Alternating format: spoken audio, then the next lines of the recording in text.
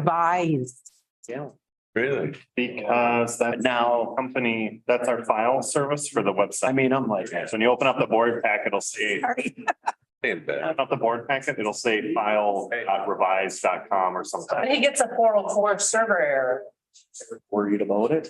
And But what's like, When I put it on the website and I put the link yeah, and JJ goes to click into it, he gets a 404 server error. okay, hold on, give me a second. And and I think he's the only one who's getting them because nobody else is telling me that they're having issues. on the, yes, on the solid. That mean there is no numbers? Yeah, that works right. When there's just access. You know. There'll be more. Time for a new iPad. Well, that's what that means. Okay, so. I just went into the county website and clicked in, but I learned That's something whenever every you day. send that, that's what I do. It opens up the website when you got it.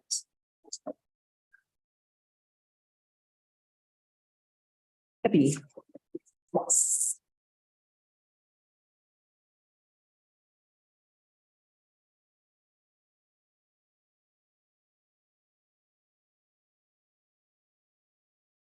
I've got a sorry. Yeah.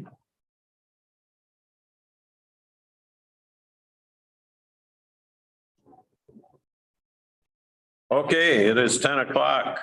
The meeting is being live streamed. So if you have something to say and you're in the audience, please up to the microphone. With that, we'll call the meeting to order and rise for the pledge. I pledge allegiance to the flag Of the United States. And which has one nation under God, indivisible with liberty and justice for all.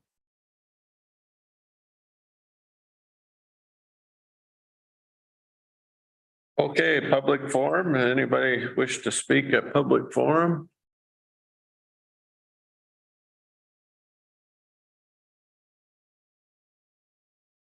If not, we'll move on to the agenda.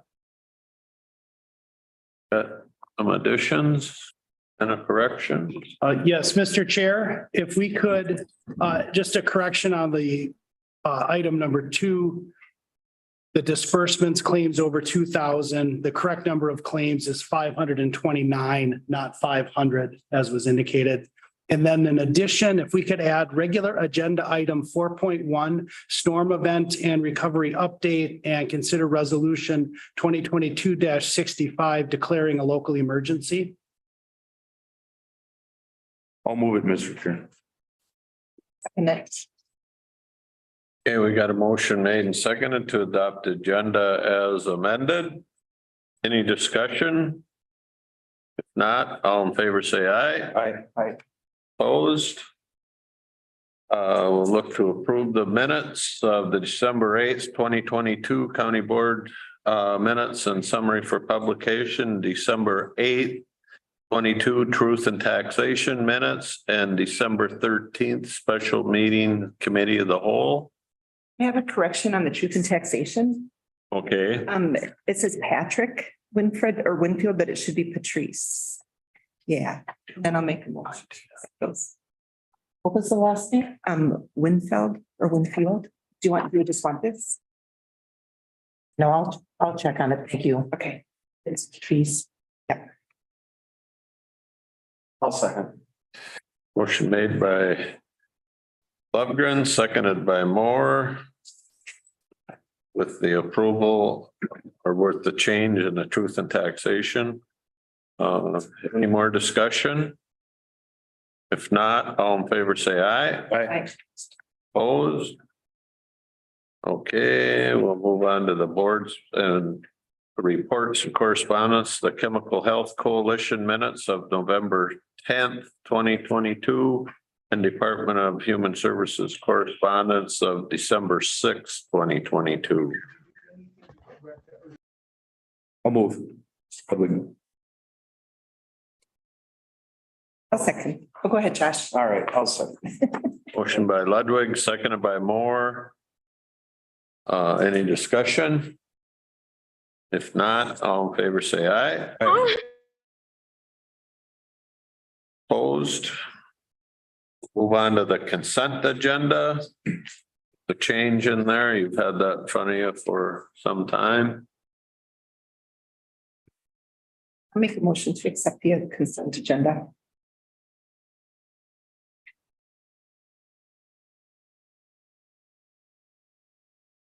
I'll second. Motion by Lovegren, seconded by Moore to approve the consent agenda. Any discussion? If not, all in favor, say aye. I Opposed? Personnel Committee report. can take that. All right, We met on December 12th, and we made the following recommendations. For Health and Human Services, we acknowledge the retirement of eligibility worker Julie Cox effective March 11th, 2023, and approve backfill of the position and any subsequent vacancies that may occur due to internal promotion and lateral transfer. We acknowledge the resignation of Office Support Specialist Brittany Hemsworth effective November 28th, and approve the backfill of that position and any subsequent vacancies that may occur due to internal promotion or lateral transfer. Approve the job description for the Family Resource Center Coordinator with the position of grade 9, authorize the recruitment of that for that position and approve any backfill of any subsequent vacancies that may occur due to internal promotion or lateral transfer. Approve the job description for Community Support Technician with a position of grade 7. Authorize recruitment for that position and the backfill of any subsequent vacancies that may occur due to internal promotion or lateral transfer. You want to take all at one or go in groups? I think we can do them all. Okay. On assessor, we acknowledge the resignation of clerk 3, Jackie Ness, effective December 16th, 2022. Approve the backfill of the position and any subsequent vacancies that may occur due to internal promotion or lateral transfer. In the Sheriff's Office, we approve the update of job descriptions for Sheriff Deputy, Sheriff Investigator, Sheriff Sergeant, and Chief Deputy to include the ability to provide credible court testimony and the ability to lawfully possess and use firearms. Just update to the policy. Sheriff's Office Jail acknowledge the resignation of Correction Officer Courtney Hart effective November 19th, and approve the backfill of the position and any subsequent vacancies that may occur due to internal promotion or lateral transfer.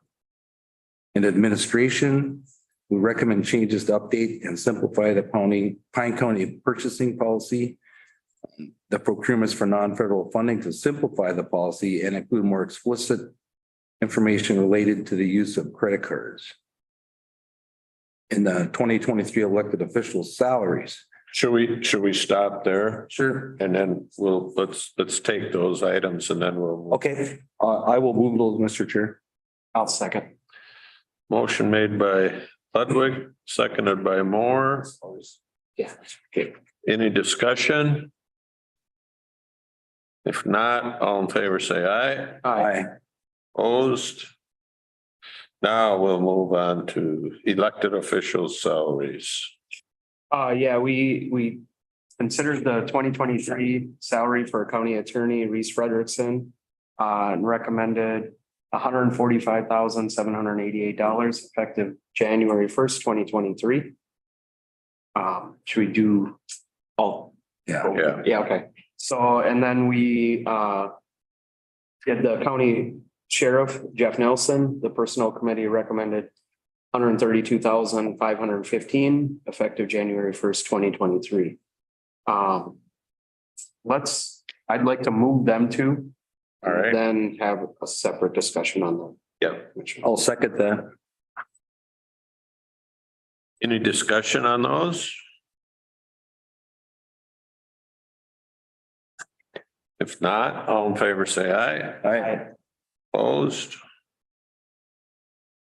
Okay. Now we'll have a discussion on the commissioner's compensation. Yeah, we just kind of brought it up every year about that time when we do the other elected officials. So I had specifically just asked, when's the last time we did change it? And it looks like 2016 was the last time that we changed the commissioner's salary.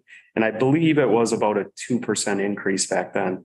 In 2018, we did add an additional compensation for the chair, an extra $1,200 a year, $100 a month, for everything the chair does.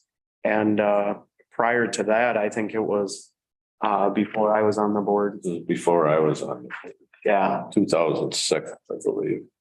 And I think every year we just kind of have a discussion about what is, you know, do you really want to get it far off or whatever? I think we should be cognizant of where it's at, not even necessarily for us, but for the next whatever, the next board. Yeah. So that's why I hate to, you know, David had sent me a thing. What did Anoka County, they were 17% or something like that.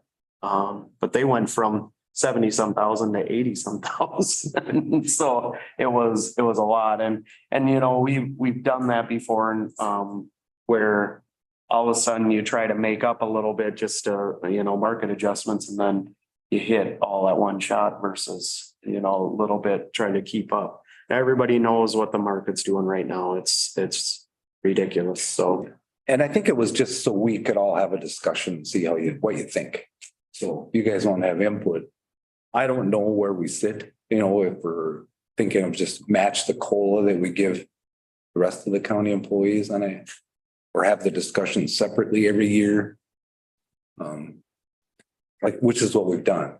And usually we say we're staying the same.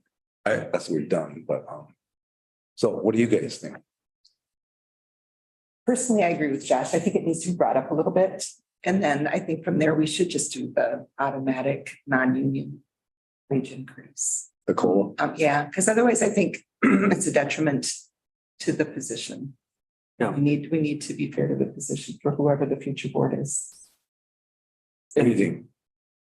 Well, Dave compared it to Anoka County, but we're not anywhere near And just to put that caliber of Anoka in County. context, it wasn't meant as a comparison that there's that it should be based on that. It was just shortly after the personnel committee, I saw the news story of Anoka County where the commissioners raised their salary 17%. And so I just thought it was topical and sent it along. Because I think we would want to look at similar counties with the same population, with the same. Yeah, things like that. I don't know that. How do you do that? I don't know that you can, JJ. I think it's just something we've struggled with forever. And I think to try to keep the position somewhat in line with what the job requires. If we've given other people 2%, we should think that this position deserves the same. That's all. That's what I would say.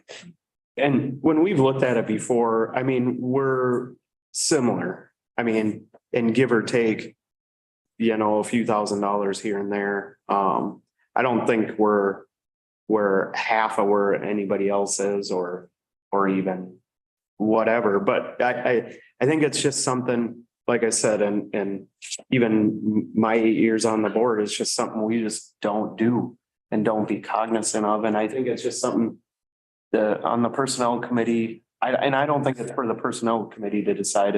I think it's the county board to decide. I just think we should just try to put a placeholder there. And if at that time the board decides, you know, hey, we're fine, we're good. I think any of us on this board didn't do it to give ourselves all kinds of extra money every year or anything like that. I'm just looking to the future, because at some point you're going to look at it and be like, well, why would you run for the position or anything like that? And that's kind of what you get. So I think just to somewhat keep up. So did we have a percentage?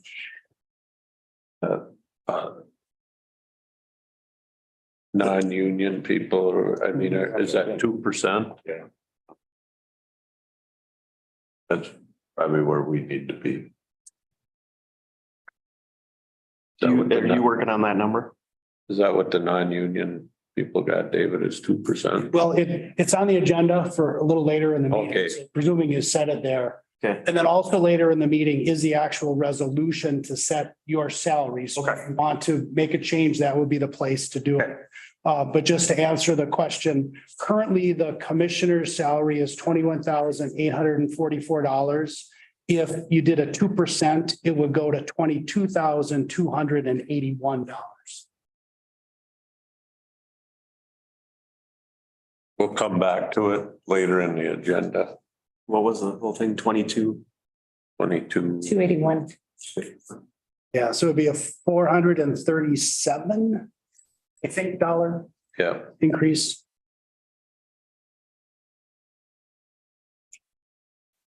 okay, we'll Yeah, leave that there.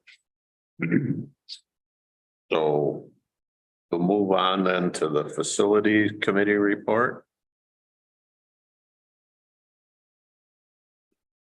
You want to start that? Well, I was just looking for the. I can start it. Okay. Yeah, we had a meeting and first thing was, on the agenda was the sheriff's office. Right here, the substation remodel in Sandstone, the drying room and vestibule. The cost estimate came in at 79,785 and we didn't really approve anything. I think the drying room, maybe we're gonna go ahead with. The vestibule separation, I don't think we will right now. But the drying room, they were just gonna kind of try to do. Change it a little bit. right? Yeah. I know, but they're gonna do it. Chair, I think Pete was getting some additional quotes on that as well. Right. Yeah. Yeah, it was so. That's gonna come back to us. The UPS upgrades.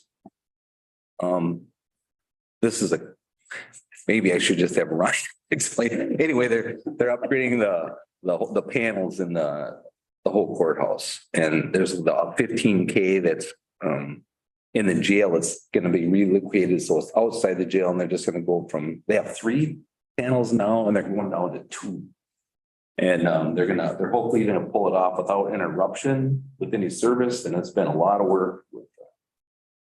It's the whole electrical system. And then the jail study, which I think we discussed before, we put some dollars towards do a study in there, which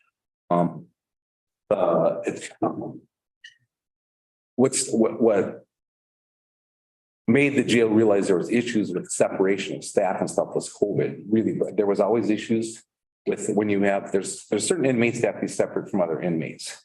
So the way the jail was designed in that pod system back in 2007 or whenever they did it, it's not the way they build them now.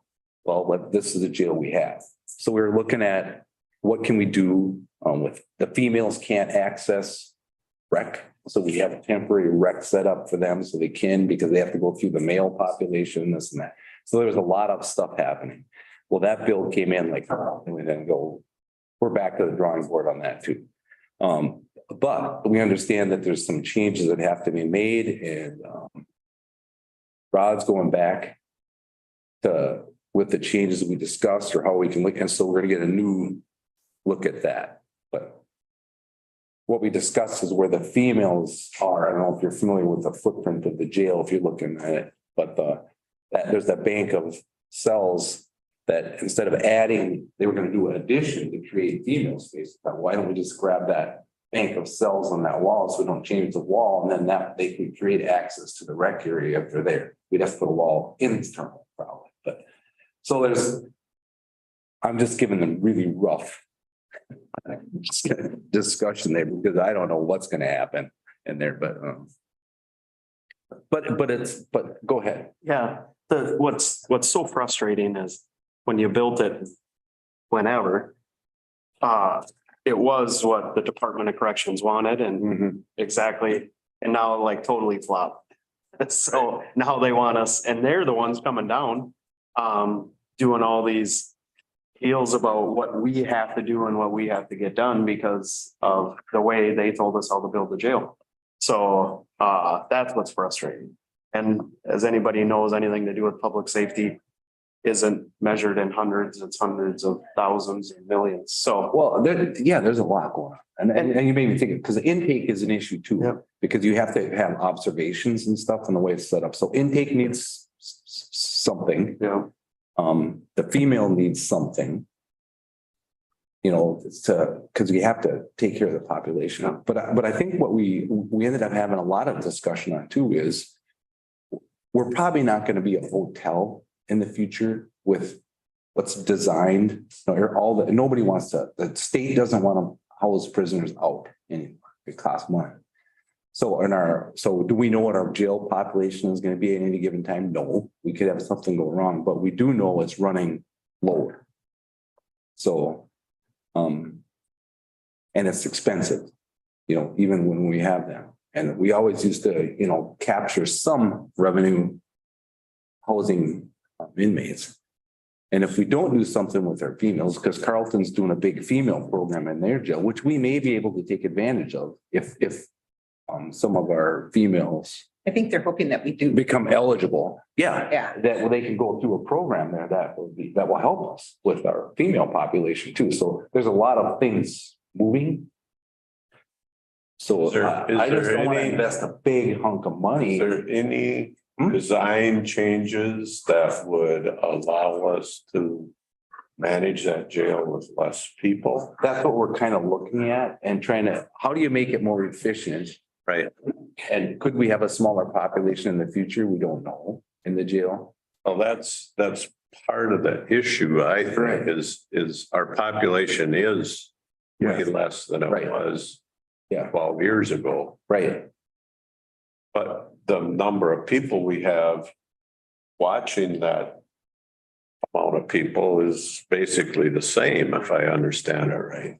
Well, the state sets the number of jailers. at the number of That's my beds. question. Yeah. Mr. Chair, Yeah. I think I can answer your Yeah. question. So one of the goals of the study was to find ways to increase the separation. Right. Because right now we don't have adequate separation and we have populations that need to be separated. Right. For management purposes. The more separation you have, the more supervision you require. So the goal of the program, the natural outcome of the program is not going to be reduce staff. Right. It's So I not, gotta quit thinking about that. well, I was gonna say, you maybe noticed there was a note because the consultant and Rod are very keen on the staffing, that any of the changes would not require increased staff. But it's just the nature of the jail has changed such that to get the segregation we need, and then also to add some enhancements with the positive pressure cells and the dry cells. Just creates more segregation, but it also creates more need for staff, not less need for staff. Yeah, and that's where the jail, when they do the inspections, it inspects, the issue is separating certain types of prisons. They say you have to. So far, they're letting us operate because we do it. Rod does an amazing job there. Should really be giving him a lot of credit.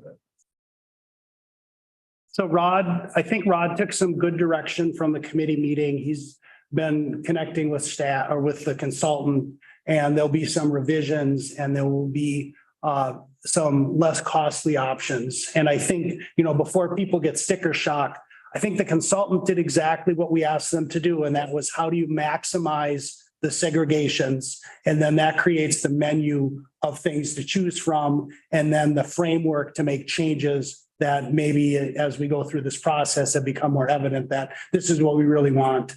And so the price will come down, whether it comes down enough or not, to make it a project we can implement is yet to be seen. Yeah, and is it something we can implement in stages? Right. With the thing that needs to be changed the quickest we probably have to do. Yeah. Yeah. Where was I? Yes, I think that's pretty much it. That it? Oh, there was some discussion about a body scanner too. And For the whole courthouse? this is for the jail. Well, just Because for- what happens is people are coming in with drugs stashed inside their body. And no more can we go to the doctor and say, pull it out of there, you know? And then, so they wanna, and the scanners aren't as expensive as you think you can buy used or whatever, but they are expensive. So that's just another discussion piece. So would it be like the TSA scanners? Kinda, yeah, but you can see somebody's hiding a bunch of heroin somewhere. So would we use that for visitors too? Because a lot of times the visitors are bringing this stuff in. That will all happen with. They don't get to visit. They go through glass most of the time, but you can still Okay. pass stuff. But yeah, they're pretty good about watching that because cameras and stuff. Yeah, but Mr. Chair, just to answer Commissioner Lovren's question, the scanner would not be intended for visitors. Right. I think we'd have a rights issue there. I thought they visited only by video. Right, they do. It's, yeah, our phones. Yeah. I think that's it. That it? Yeah. Pine County Personnel Board of Appeal appointment. David, can you Yeah. explain? I think I know. Mr. Chair, members of the board. So when the county exited the merit system, we were required to create a personnel board of appeals. A year ago, appointments were made for state. The regular term is 3 years, but Connie was appointed to a 1-year term so that all of the terms would be staggered. And so she is willing to serve a full 3-year term. And so if you're agreeable, you could make that appointment, and that's done under Minnesota statute 375.56. She is an excellent search. And- I will make that, or I'll make that You making that a motion, motion. Yeah. right? I'll second. Got a motion by Lovegren, second by Ludwig to reappoint Connie McGritt to this board. Any discussion? If not, all in favor, say aye. Aye. Opposed? Hazardous mitigation plan update.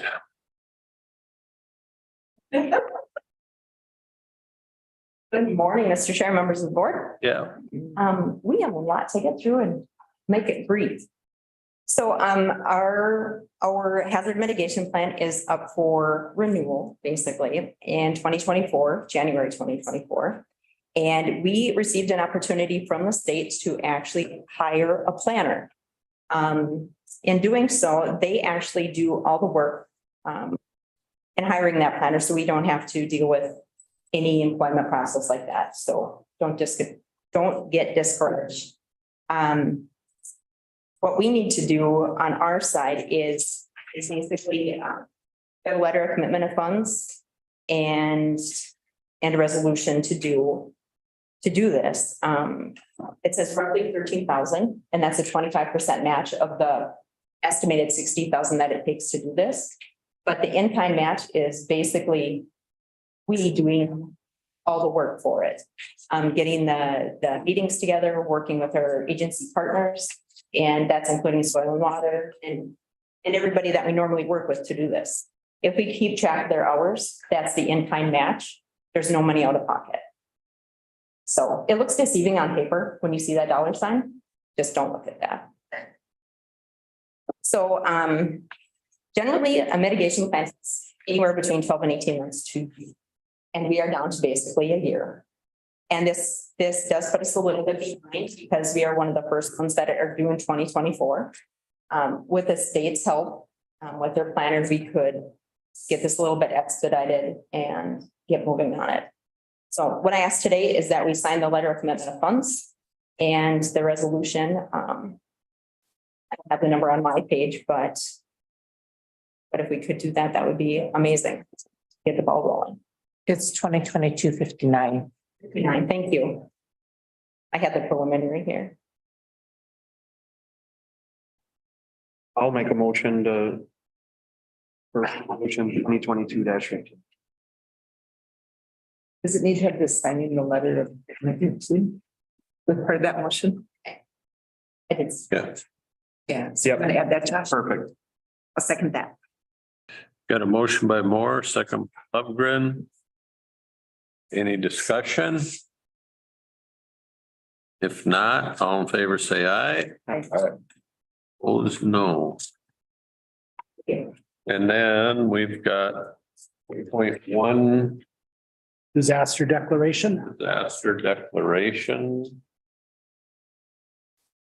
Excellent. Well, just a few short months ago, it feels like we were in the same spot, doing the same thing, very different disaster. So basically, what has occurred here in our community is started on December 13th. We received snow. I think the average was about 18 inches throughout the county. And that went into, of course, the next few days. On the 14th, our outages started happening across the county, and we had thousands upon thousands without power. I'm sure some of you were affected by that, fortunately. And in the process of this and trying to make sure to the sheriff's office, public health, and all of our agency partners in highway, you name it, life safety comes first. So we encourage people to shelter in place. And we did have some warming shelters available, and at a moment's notice, we could have opened them up. We did have ASCO Community Center was open for a little bit. Moose Lake, we worked with our Kanabec County emergency, not Kanabec, sorry, Carleton County emergency management partner, and had the Moose Lake School open. And that was available for our residents to go up there if they needed to. We did quite a variety, and actually I did not count how many welfare checks that we did on our residents here. We encourage that people would check on their relatives and family, make sure that phone call goes out to them with people that were picked up in their homes. During all this and checking everybody throughout the weekend, of course, when power is coming back on, other power will go off. Thousands at a time, tens at a time. Very nerve-wracking for a lot of people. Fortunately, we did very well for what we endured. And working with our power cooperatives, we have a variety of them here in our county. Most people think that we only have one or two. We don't. We have multiple agencies that we work with. Some of them are cooperatives, and those cooperatives actually can count towards our losses for our county that we can file a declaration with. So that's why I'm here today, so we can start the declaration process.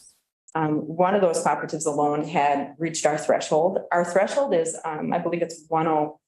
I gave it to you guys in this little bit packet. Yeah. Okay, it's around 109. Yep, so half of that 50% starts the trigger. It basically triggers our process to get going on this.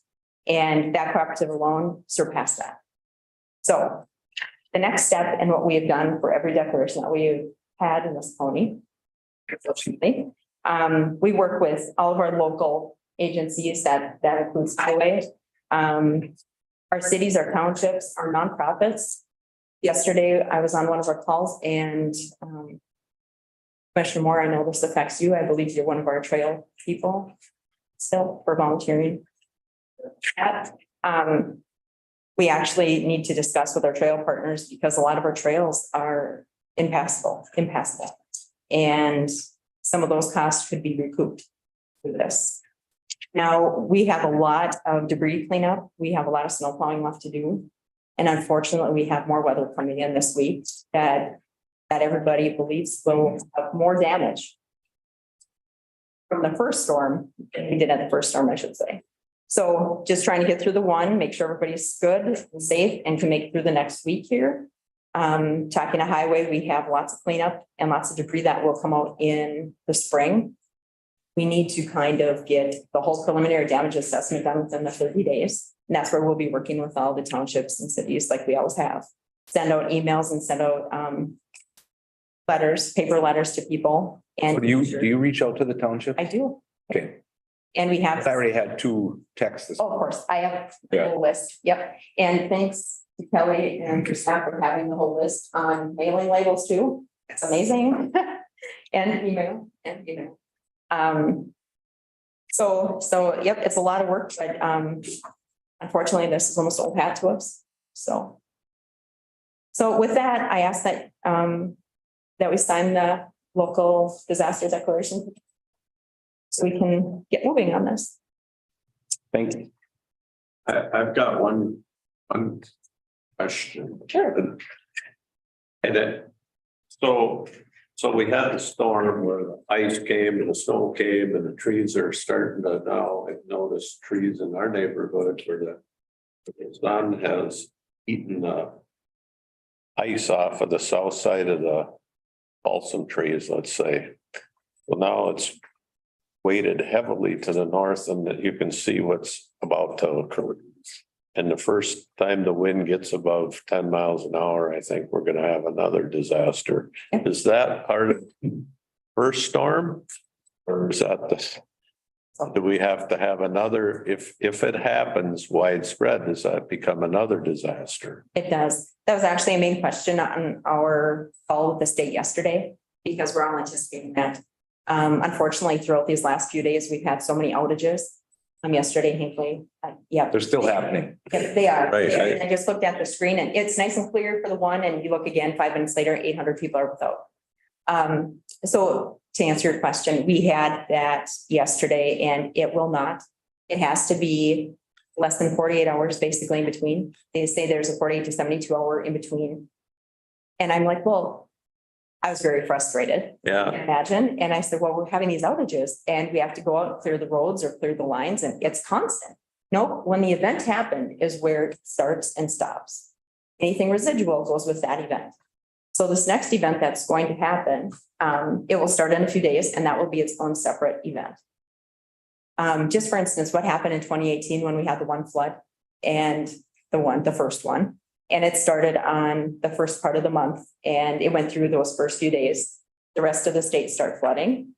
And then if you remember, the south half of our county got the second half of the flood a week and a half later.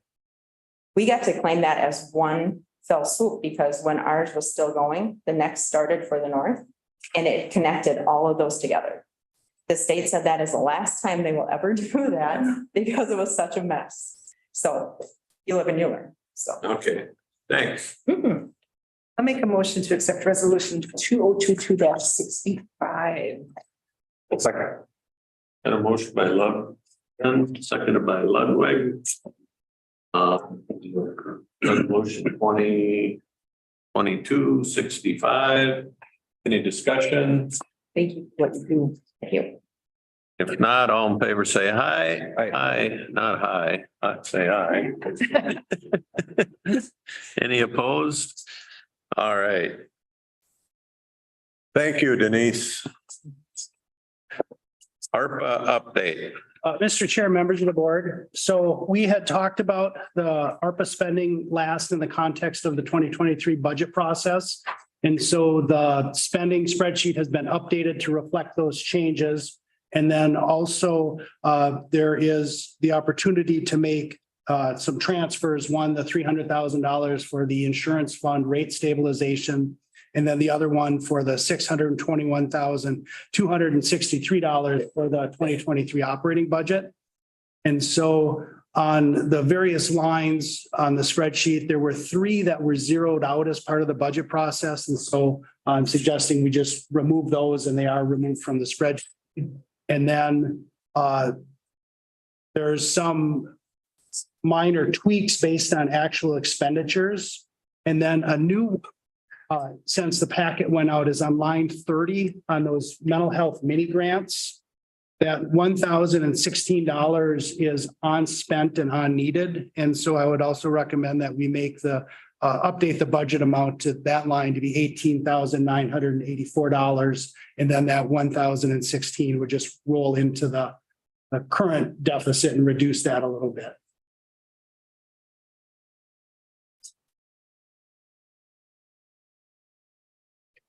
We need a motion to I'll move that. Second. get a motion by Ludwig, seconded by Moore. Make these budget adjustments.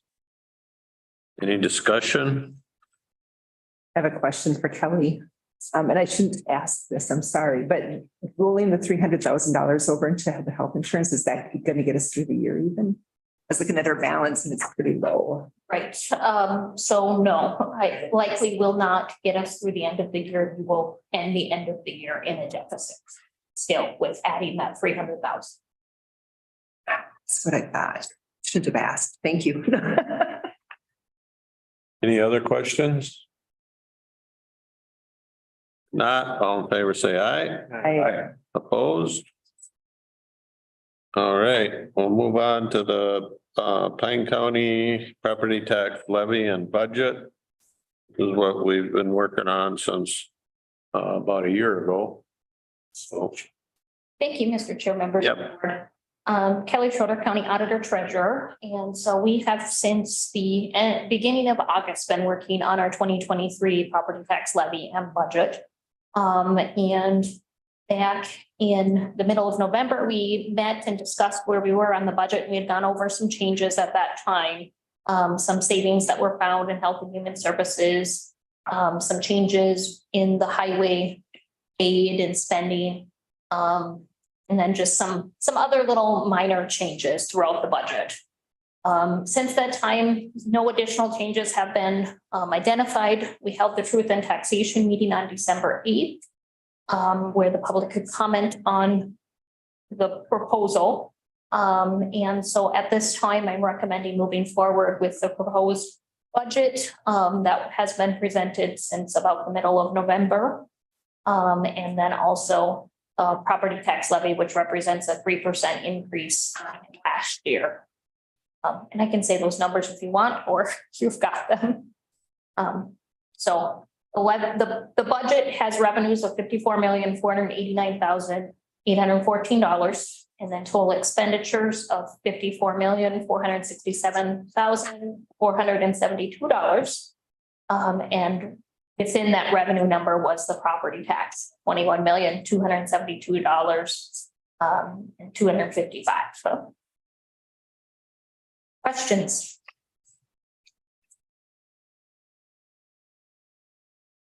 I hear none. Can we do them as one or does it have to be as two? I prefer we do them as two. So we're looking for a resolution for the levy, which is 2022-61. Oh, these say 2021. Okay, I'll make that motion. I'll second. Motion by Lovegren, seconded by Moore. Any discussion? If not, all in favor, say aye. Aye. Opposed? And then we're looking for a resolution 2022-62, which is the budget that corresponds to that levy. I'll move that, Mr. Chair. I'll second that. Motion by Ludwig, seconded by Moore. Any discussion? All in favor, say aye. Opposed? Thank you. Thanks, Kelly. Establishing the 2023 non-union cost of living adjustment, the COLA at 2%.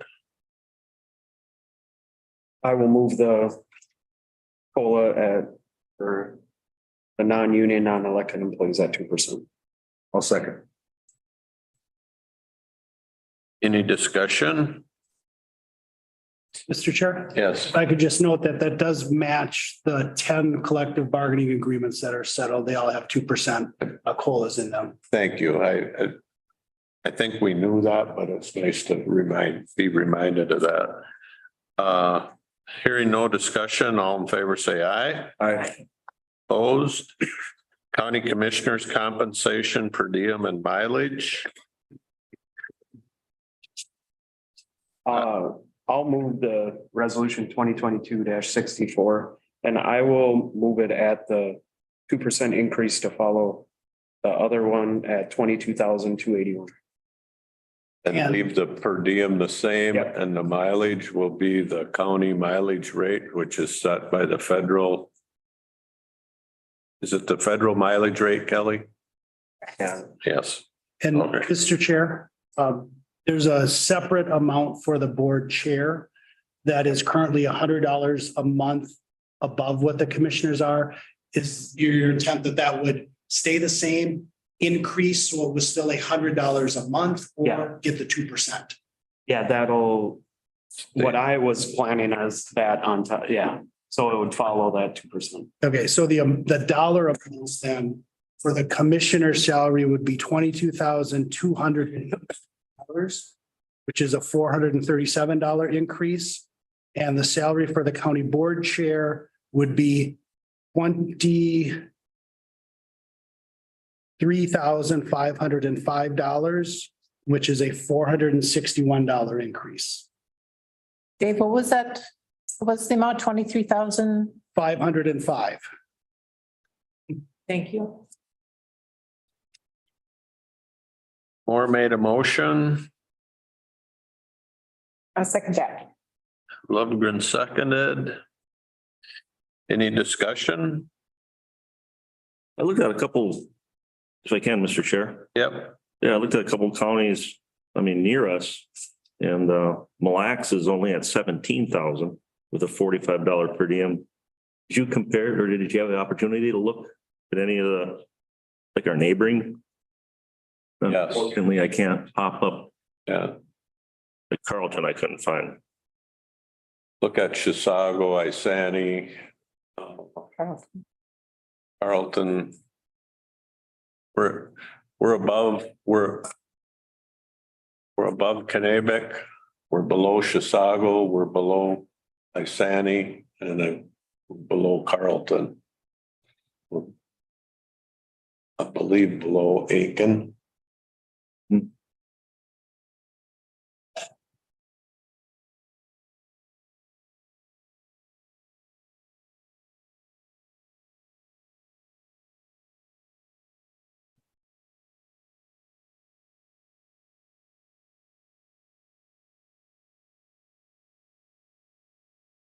Are there any other questions?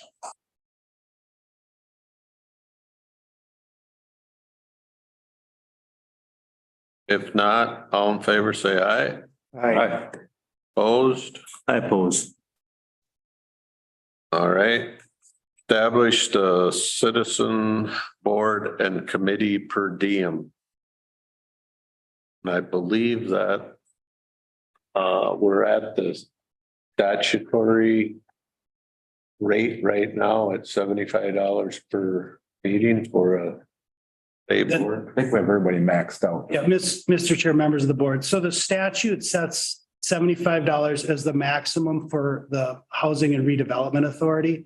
It does not set a maximum that I'm aware of for any other board or committee, but the county board has used that $75 as kind of the uniform threshold. So other than that one, you have more discretion if you wanted to change it. I think we keep it all the same, 75, and I'll move that.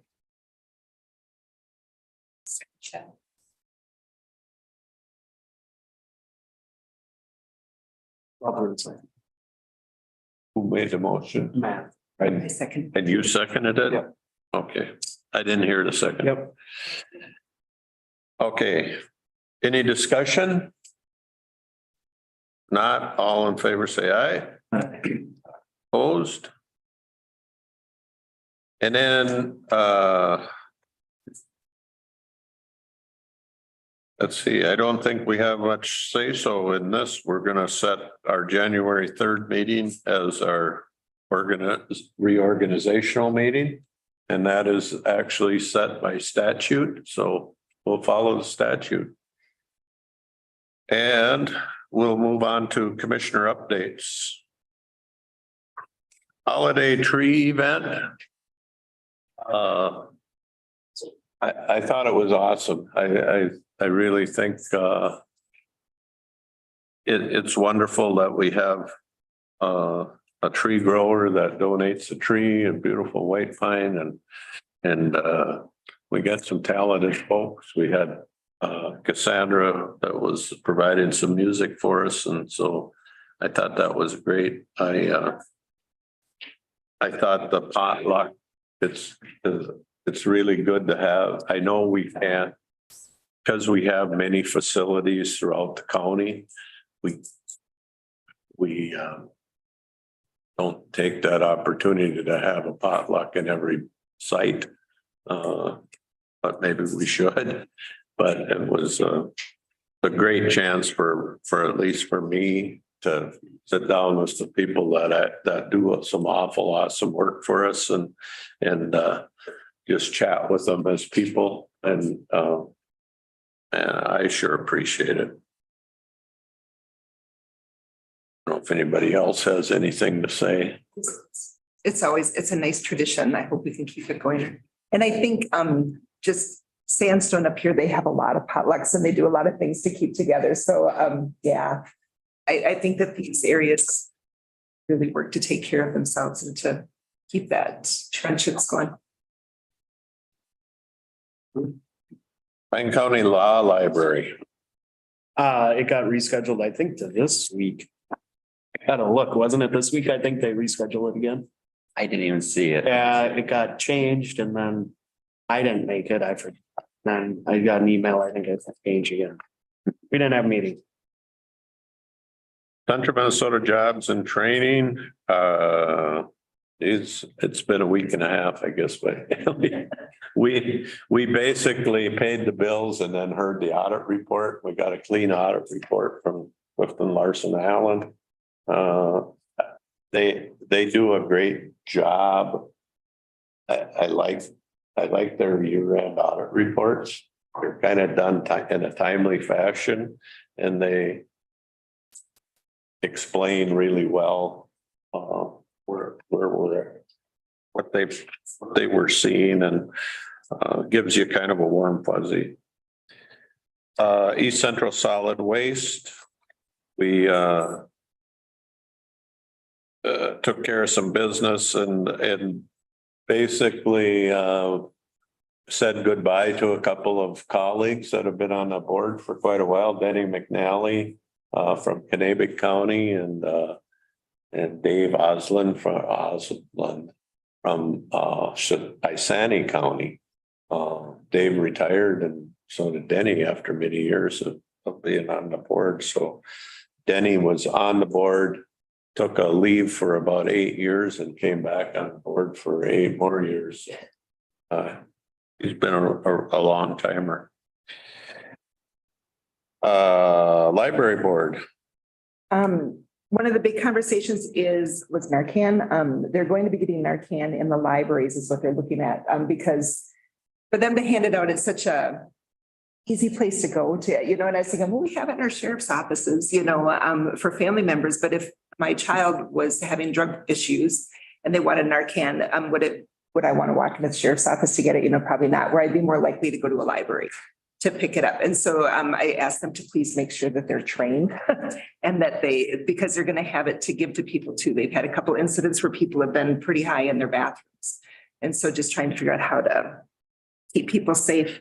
And then the other big news is that Mille Lacs is going back to full payment. They are not going to be keeping their funds down. And so Onamia is very excited that they're going to be getting library service again, because when you don't pay your full amount, they take your library away or portions. So that was the big news from the libraries. Mr. Chair. Yeah. So did they close their library or did they just cut hours? No, it's an outreach to Onamia and they Okay. totally quit. Oh, that was that, where they send that or something or van or something up there. Okay. Yeah. That came back on. Yep, that's back on board.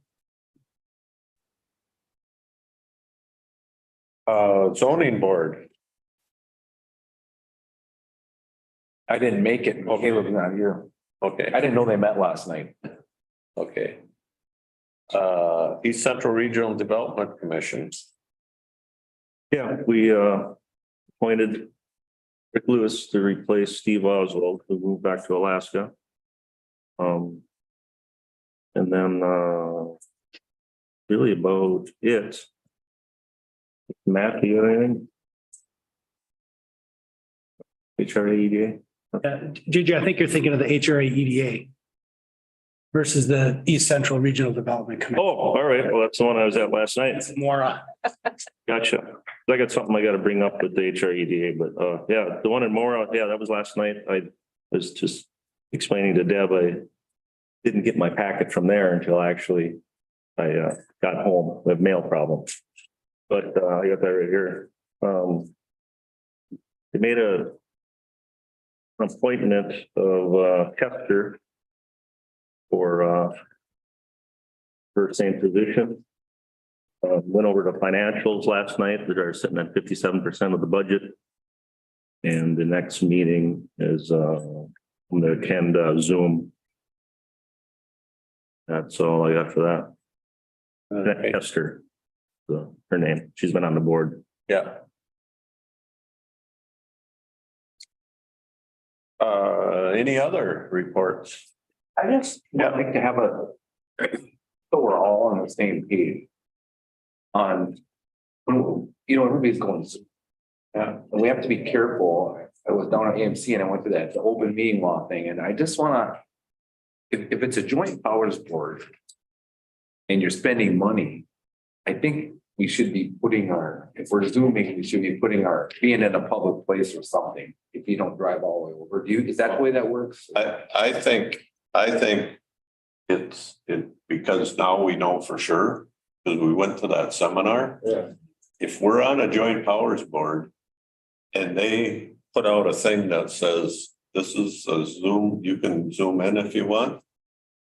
Better make sure that they're putting notices, that they're noticing that meeting. And that they're noticing the location that you are going to be at. Yeah. Because I have been guilty of that. I just go into my kitchen and nobody knows I'm there except me. Yeah. And by Minnesota open meeting law, that has to be noticed in their notice. If I understood that. That's the way I understand it too. That what you understand, David Reese? Yes, I mean, if you're gonna participate, commissioner and vote, should be noticed. Yeah, and I think, and the confusing part is some of these outside boards we sit on are not joint powers. They're just committees. They're committees or they're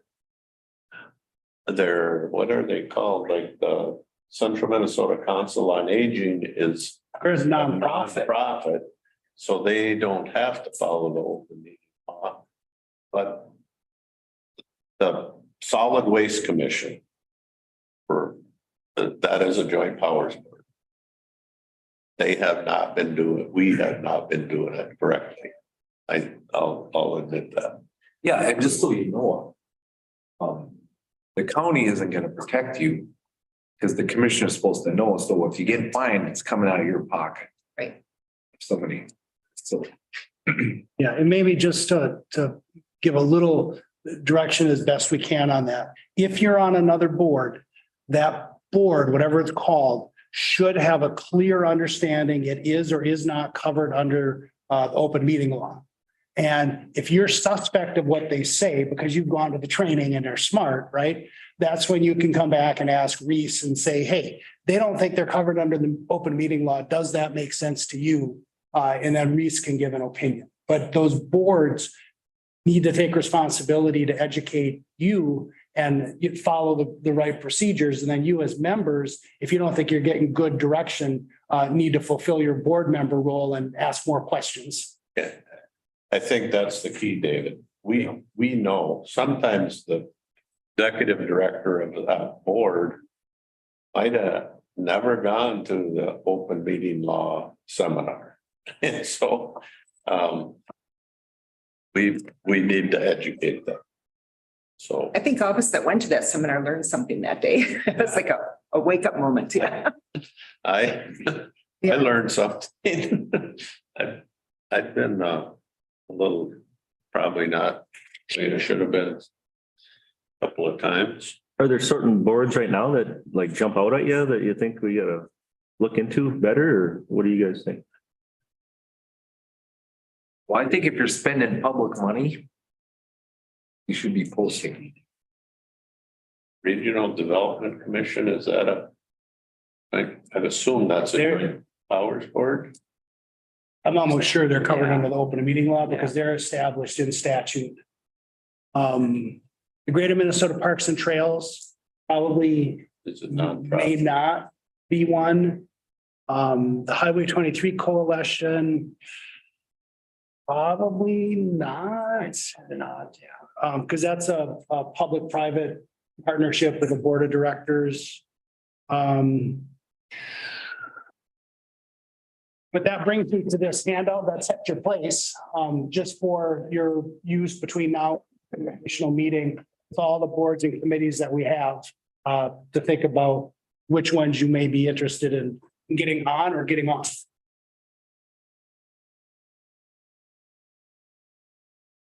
Back to the open meeting law with the, Yeah. maybe we could, is that something maybe Dave, between you and Reese, you could maybe see which ones that might be an issue? I mean, I guess I would speak for myself. I'd hate to get into a bind with anything. Is, you know, I wouldn't want to wait for something to happen to then start looking into it. I would like to be proactive and look I into mean, it. I think to expedite that, if you're on board and they're not acting like they're following the open meeting law, let us know. Right? Because that way we can zero in on the one or two that aren't. What I just did is I kind of went through and thought of the ones that I do zoom in on or remote. And then if you got any questions on them, like law library, but that's just a committee. The only other one we usually do is tech committee. That's the only ones I still do remote, kind of. Every once in a while, personnel if I forget. I'm in my office. So here's the giant question, Reese. The Lower St. Croix Watershed Board. I didn't vote that way, but the group voted not to be a joint powers board. They're a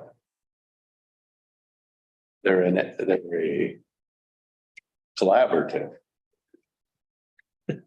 So are they really covered under the open meeting law? Yeah, or aren't they? They're spending a lot of money. They're spending a lot of money, I would say. You don't have to answer that right now, but I think some of them get a little bit trickier than we think. The other thing, yeah, does have to be a lot of money. I mean, if you're getting a mileage or per diem to show up and represent your county, that there's money's being spent right there. Where's I guess that's why I would like to put it back on you guys to deal with this. It's more of a Money is clarification and. money is not one of the factors. Yeah. That's in the open meeting law. So whether it spends money or not is not a factor. It might be one that raises your interest because your personal liability might increase if you're spending a lot of money. But that's not a determining factor. Public business. Yeah, even as simple as a door automatically locking can cut access to the public, and then I would imagine technically you're in violation there too, right? I think that's happened, but I guess if you have any follow-up with this, I would certainly appreciate it.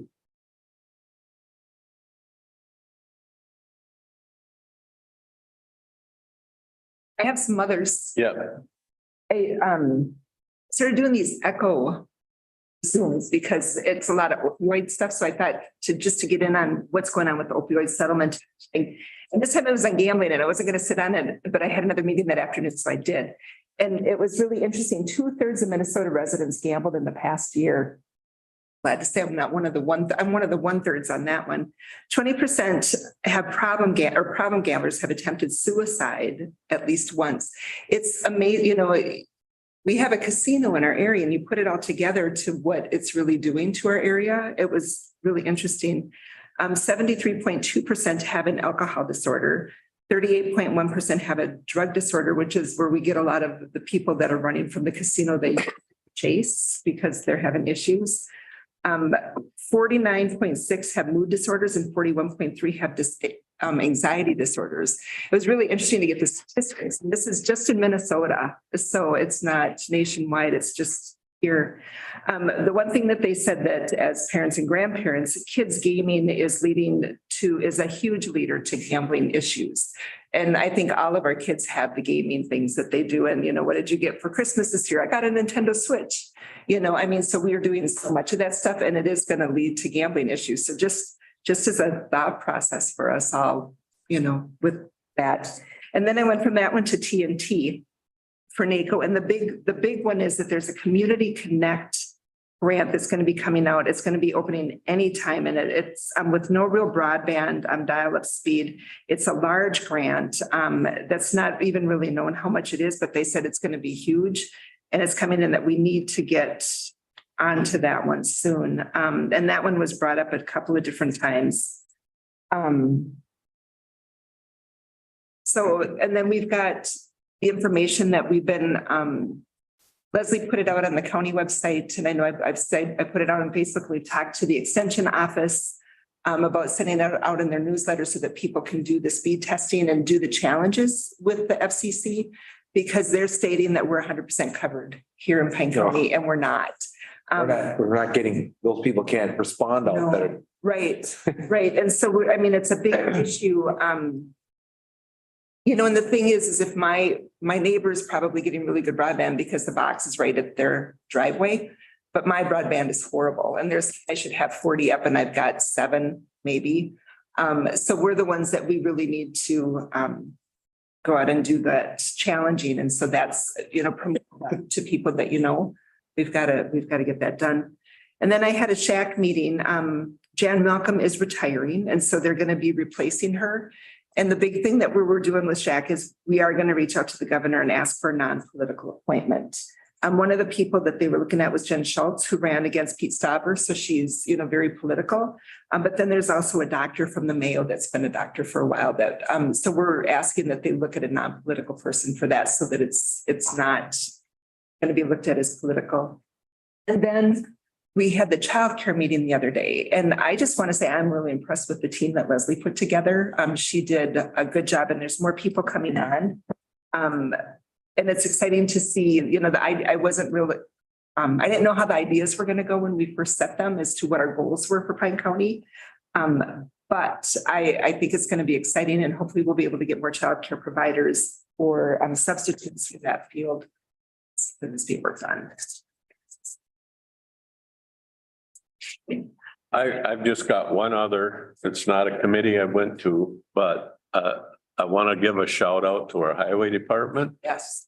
This was a long drawn out affair. And it started snowing, I think sometime on Tuesday, and I don't know if it quit yet.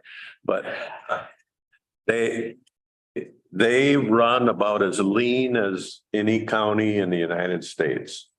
And so when a truck breaks down, or a guy gets sick, or they've been in the truck so long, they got to go home and sleep. Yeah. That route isn't going to get done for a while. And so we had a case where that happened not too far from my house, and people didn't understand why the road didn't get plowed out that day. And it's because somebody else had to get done with a route before they could go do somebody else's route whose truck was broke down and somebody was sick. So it's the cost of the way we have to do business to make budget. And so I think they do an amazing job, and I just give a shout out to them and the whole staff.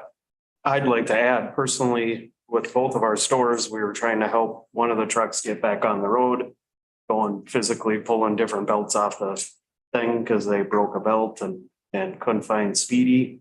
They had them ordered from them, and and also the power company. We were without power for over 30 hours at our Hinckley location. Denise, One morning, the power company came in to get gas and chainsaw bar oil and stuff to go clear. So them boys worked their butts off. Yeah. do you know if we have any outside power companies helping our local power company Oh, yeah. in Pine County? Yep. Yeah. At one time, no. I think it was Elite, there's some power had, they said that they had found 81 different units, mutual aid. And that was not just our area, that was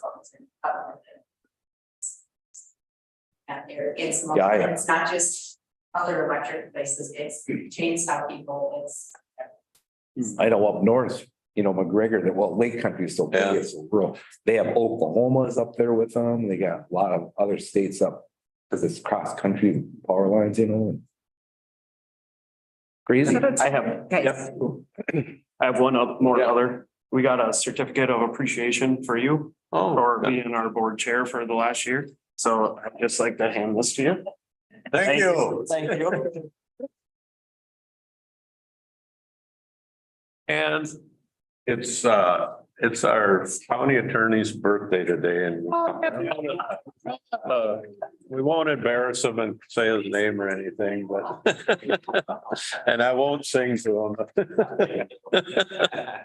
They figured you'd appreciate that, but happy birthday, Reese. And everybody have a Merry Christmas and Happy New Year. Yeah. I got one more, I got one more thing back to the economic development. Got a note straightened out here. Right now we have on our website under the economic development, the county's advertising land that's ready for development. And it's the one you got to open up. Ryan's probably good at this. You just open it up, you click on economic development, property inventory. There's a breakdown of towns and the one is Sturgeon Lake. Says there's a lot in prime location, land ready for development. It's not ready for development. And I guess I think I was just looking also, I don't think we can advertise legally other people's land without their consent. I don't So know. is that something that Sturgeon Lake would say? No, it's right on our web. It's on No, Pine I County know, but website. is it something that Sturgeon Lake had said, told the county that it is No, eligible for development? Because who puts that on there then? this is actually in Windermere Township besides, and I know firsthand because it was my property. Okay. And then if you look under Willow River, there's another one for a construction company and mini storage also, and that's currently not for sale or available for anything. So I'm just wondering who puts those on there. I think it was put on by through the economic development group, maybe. Does she get, Maybe Leslie put it on or. she would get it from somebody in that area that it is. Yeah, we'll find that out. And if they shouldn't be up there, we'll take them down. Yeah, and I guess there was a statute where you can't advertise other people's property just so we don't get in any trouble. Yeah. So that ties back to in the economic development on one of them, ECRDC or HREDA. So I'm just following up. Thank you. All right. No other business? Declare the meeting adjourned.